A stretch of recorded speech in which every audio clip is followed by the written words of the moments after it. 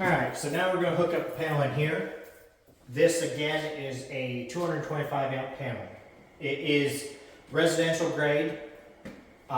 It also is approved to be used in a commercial situation.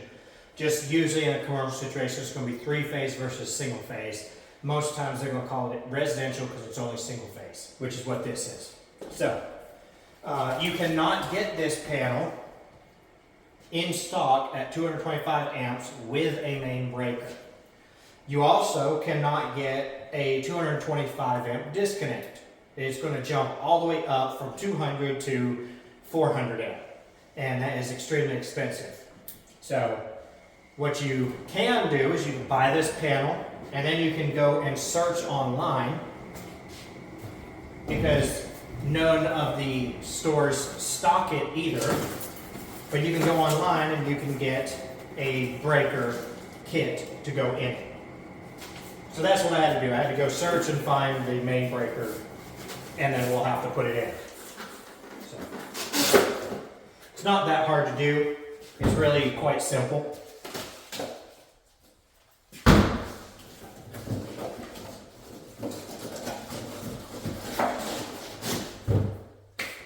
So the first thing we're going to have to do is remove, I'm going to try to push this out the way so hopefully you can see better maybe. You need to remove these two lugs.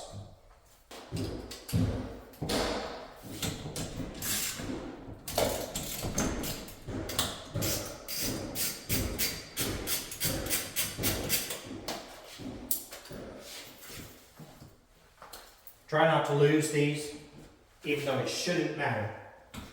Depends on where you purchase the breaker at.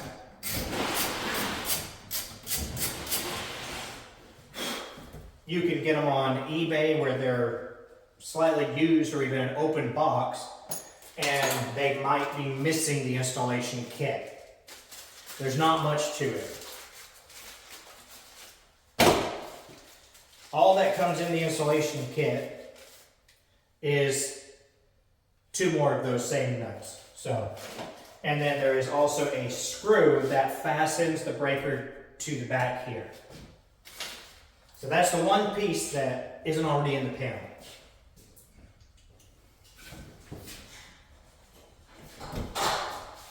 Breaker fits right where the others were.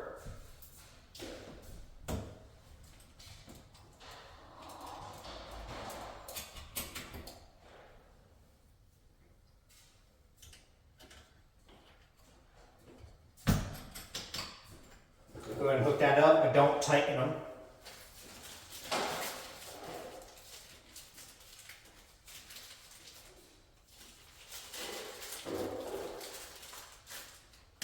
The screw is simply a standard,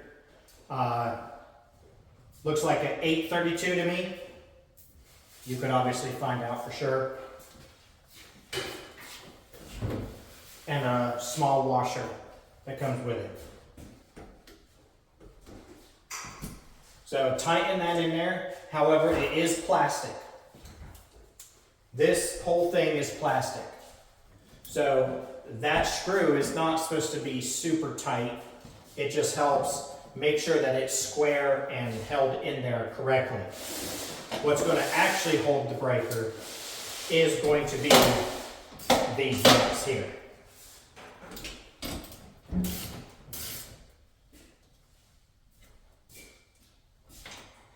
Make sure you tighten it accordingly to the amount that it needs to be per manufacturer specifications.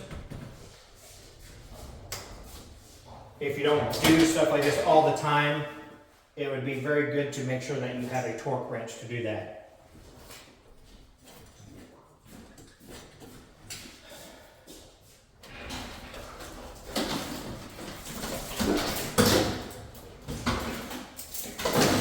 I generally prefer to go ahead and hook up my main feeders before I connect any of these. It helps with a neater look, in my opinion.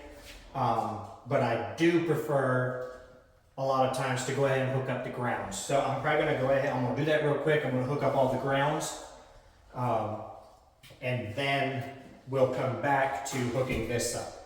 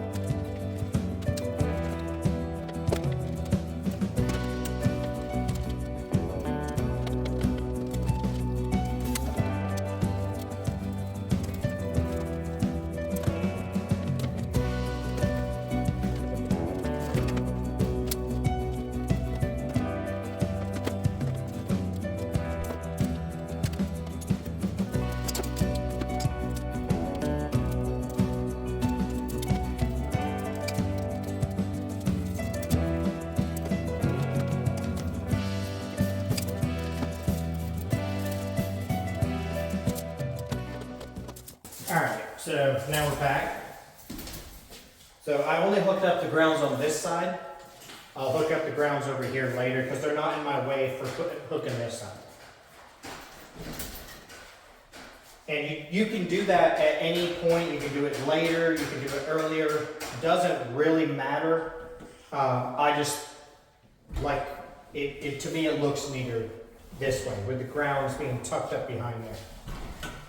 Now, depending on your panel, this is the first form of disconnect. So in this case, we actually need to tighten down this bond screw right here, which we'll do real quick. If this was the second form of disconnect, meaning there was another panel or a disconnect before this bond screw would be removed. So in this case, the neutrals and the grounds are now tied together through the back of the box, through the panel. So we could technically have hooked up the grounds all over here as well as here. It doesn't matter where. We can hook up the main bond wire either to here or here. I'm going to hook it up here because it'll be a neater look. If this bond screw wasn't being used and this was a second, you would have to hook it up here because this is no longer a ground and is only a neutral.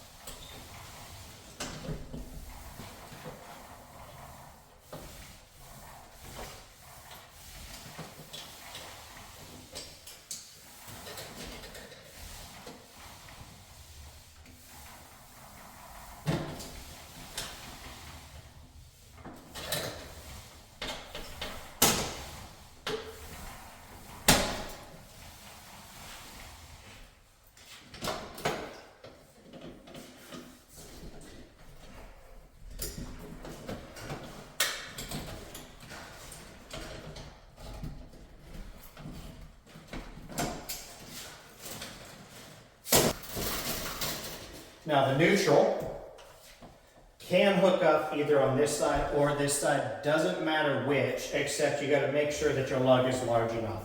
So this lug over here is way too small for this one. We'll have to hook it up on this side.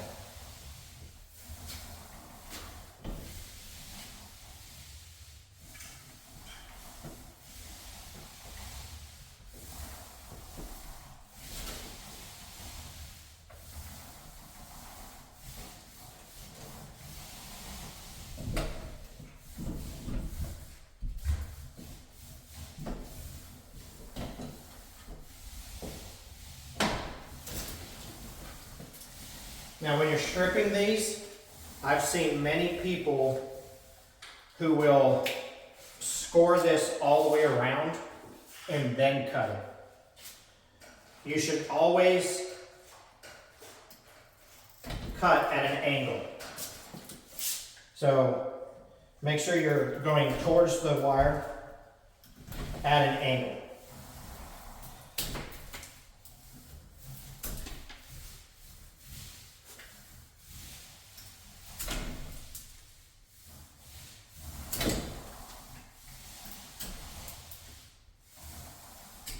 The reason why is because electricity actually runs on the surface of the wire and not through it like a lot of people think. It runs only on the surface.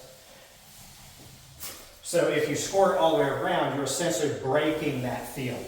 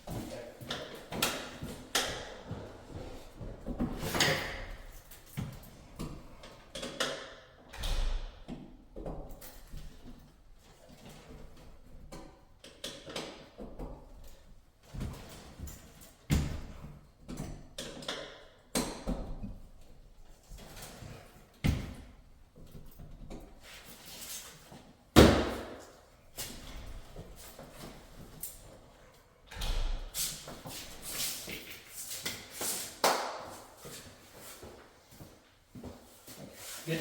Yep. Okay.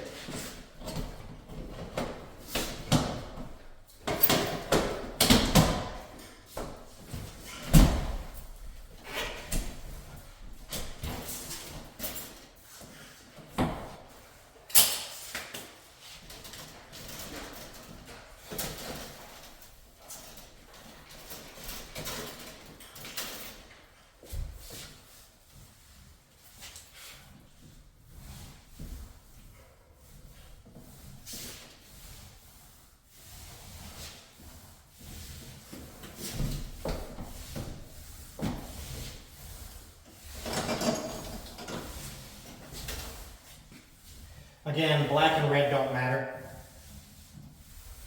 In this case, which side. But if you're trying to practice being an electrician and doing this stuff, it's always best to just go ahead and do it as if it does matter. So in typical fashion, in commercial and everything, from left to right, it will be black, red, and then, because it would be three-phase, blue. So I do the same thing in residential, black and then red.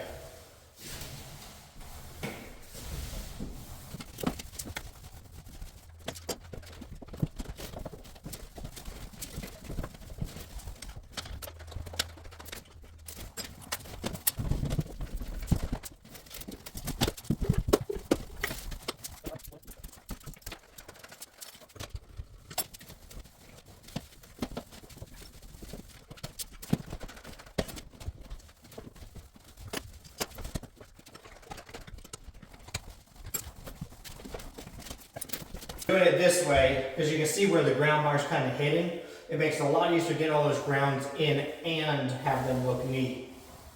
You can still do it afterward, but it's a lot easier to make them look neat this way.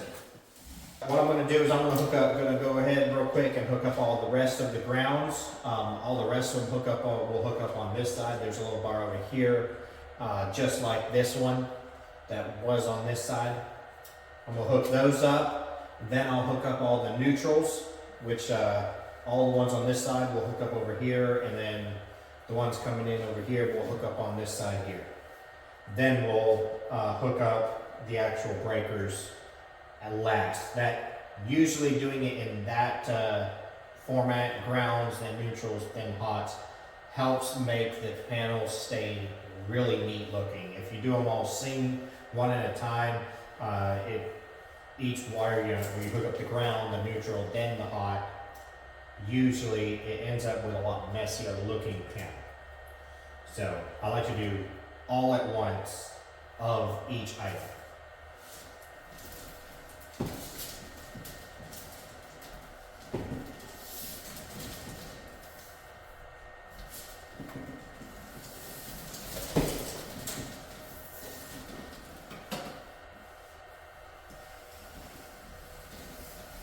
And I had off camera gone ahead and put in all of the breakers that I have here.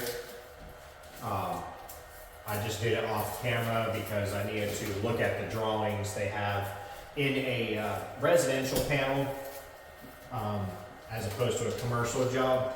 Usually it's not going to have an actual schematic that tells you where each breaker goes, but in most commercial jobs there will be. So need to make sure that I put the breakers in as according to the way that the panel calls for.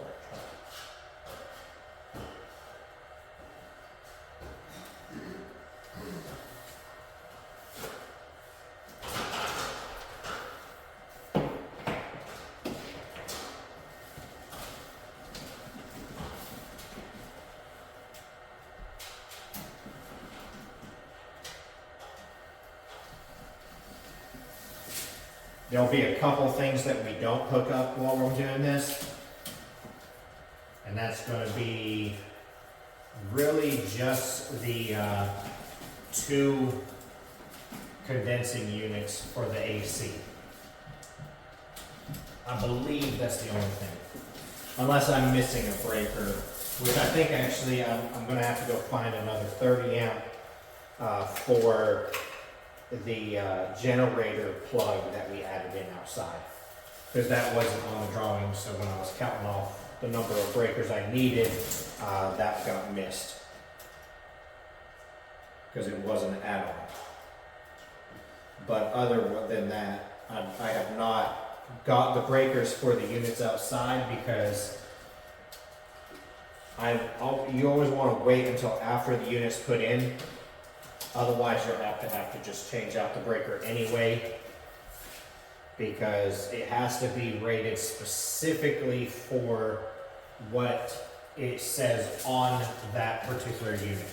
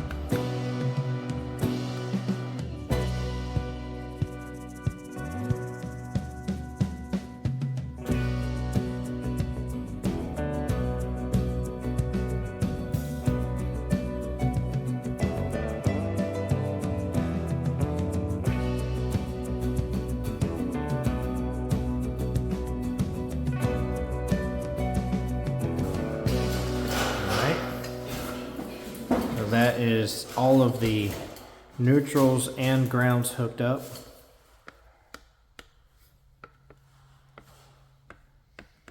Nice and neat. The other white wires that you see there that are not hooked up are technically still hot legs. In a pre-made cable, you are allowed to use the white as a hot, but you have to phase it. However, it is different than, it's not really called phasing, you have to code it, essentially. So, like, remember when I was telling you about on the main feeders there, you're able to just phase by doing like a candy cane stripe on for the red, and you're also allowed to do that for the white. When you're going from a white to black, you need to make sure that you completely cover it. You're not supposed to allow it to be, because if it's striped, then someone could register it as being a black that's phased to a neutral. So they want it completely covered so there's no confusion. So you just want to make sure that when you're wrapping it, you wrap it enough to where it is covering the whole thing. And of course, you know, I mean, when it first comes out the cable, you know, they're going to give you a little bit of the fact that it might be, you know, it might take you a couple, like an inch, you know, 3/4 of an inch to get it started. So, you know, they're not going to worry about that little tiny bit up top.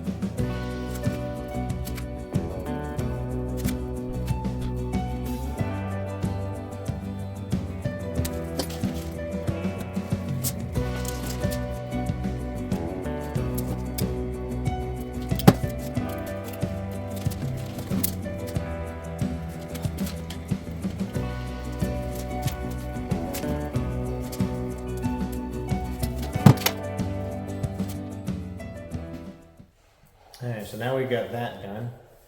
The only part left is to hook up the breakers, and of course that's going to just be the process of tying in according to where they're supposed to be at. So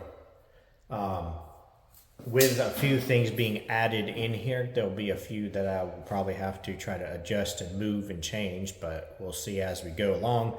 I'll hook up as many as I can, and then I'll just have to get some more to hook in later for the rest, but it'll get, at least for the most part, this panel will be done.